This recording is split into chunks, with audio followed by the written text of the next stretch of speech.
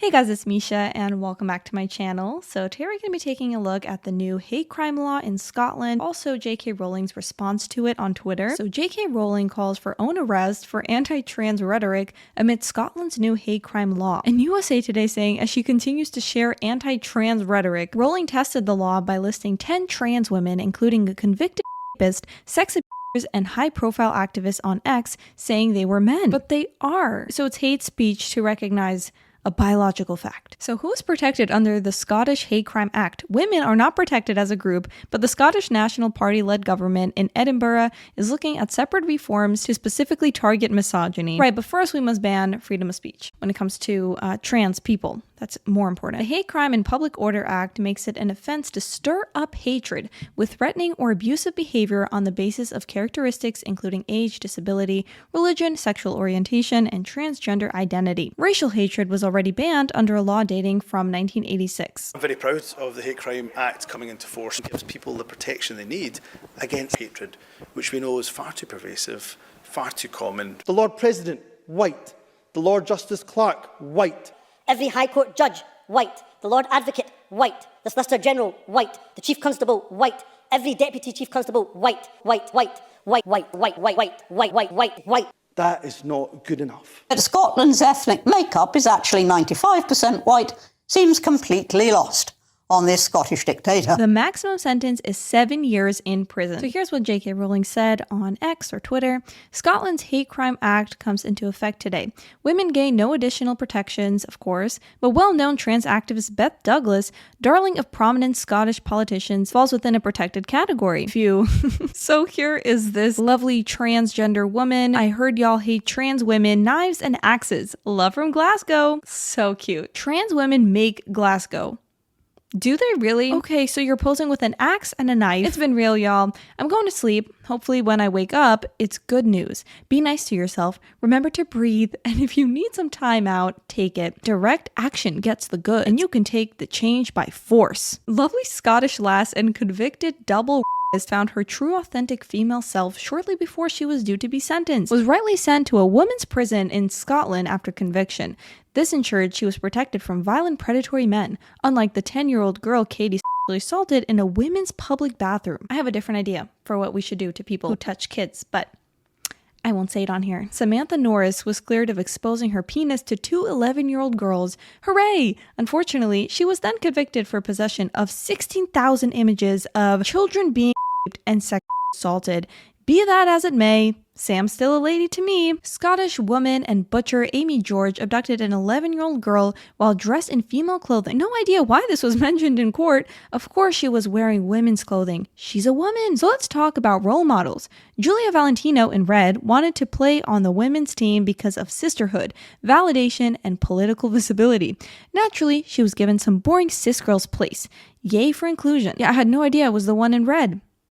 Katie Neves has been appointed as the UN Women UK delegate. She switched from straight man to lesbian at the age of 48, and in a leaked 2022 webinar described how she used to enjoy stealing and wearing her sister's underwear. A truly relatable representative. Obviously, the people mentioned in the above tweets aren't women at all, but men. She finishes with, I'm currently out of the country, but if what I've written here qualifies as an offense under the terms of the new act, I look forward to being arrested when I return to the birthplace of the Scottish Enlightenment. Bill came into law yesterday, and the BBC understands that there have been several hundred complaints overall already. And this law, it makes it illegal to stir up hatred in Scotland relating to protected characteristics, including transgender identity. On Police Scotland, they've said that no action will be taken in relation to social media posts by J.K. Rowling. Right, so what is meant by stir up hatred? It's the hate monster.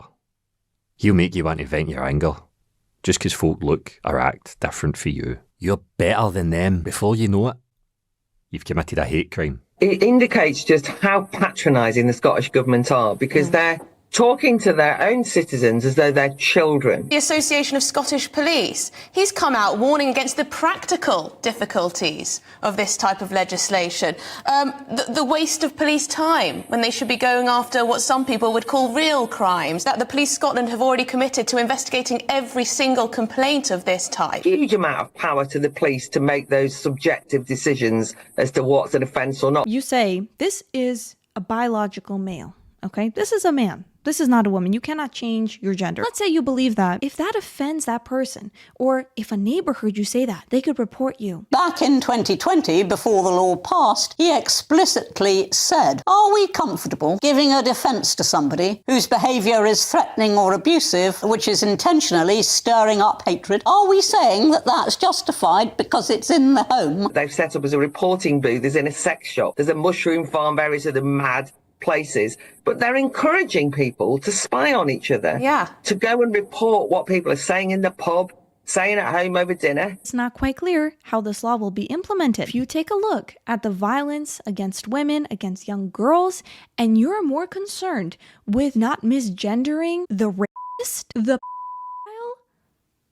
there's a problem. Because the rapist, let's say, decided to put on a wig after he committed the crime does not make him a woman. He will never be a woman, and he certainly does not deserve our respect, to respect his pronouns, or to put him in a female prison. If you claim to care about women, then you should be speaking up against this nonsense. If you claim to care about truth, about reality, then you should speak up against this nonsense. I really respect Rowling for continuing to speak the truth, and we have to keep talking about it, because so far, it's only getting worse. You think this is just going to happen in Scotland? No. It's going to spread like a virus until enough people voice their concerns. So I'm very glad that she continues to talk about this. And I would love to hear your thoughts on this new law, so please make sure you comment. Also remember to like the video, subscribe, and hit the notification bell. And I will see you all in the next video. Bye.